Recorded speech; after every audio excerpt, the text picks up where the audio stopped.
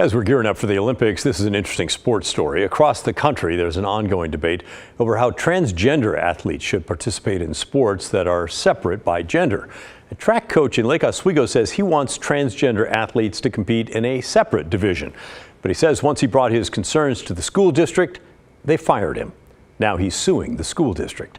We talked to Coach John Parks this afternoon. He's been coaching for about 40 years, the past 2 years at Lake Oswego High School.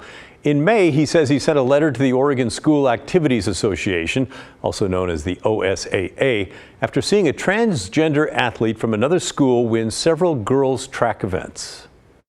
The transgender athletes that were competing and running fast, I could see, just knowing how a sophomore boy is going to develop. I wrote a state a letter and said, this kid's going to keep getting better and better. I mean, it's just, this is just naturally going to happen. And it's going to, take away from the efforts of the girls.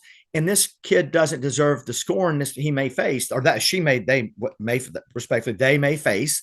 I don't know which way they've preferred to be referred to as, but she or they, but that they're going to face. And so I was concerned about it from my kids and my parents who are voicing their concerns. OSAA's policy is to allow transgender athletes to compete with their gender identity. Parks was accused of encouraging spectators to boo the transgender athlete and asking coaches to boycott medals presentations. He denies those accusations, by the way.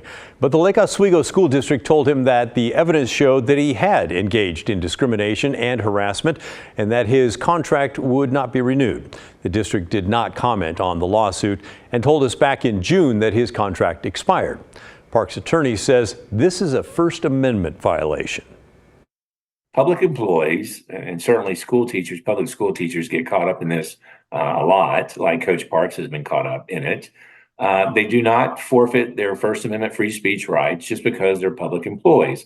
So as long as they're speaking as a private citizen, okay, on a matter of public concern, then they're allowed to do that. And their public school employer in this situation cannot retaliate against them.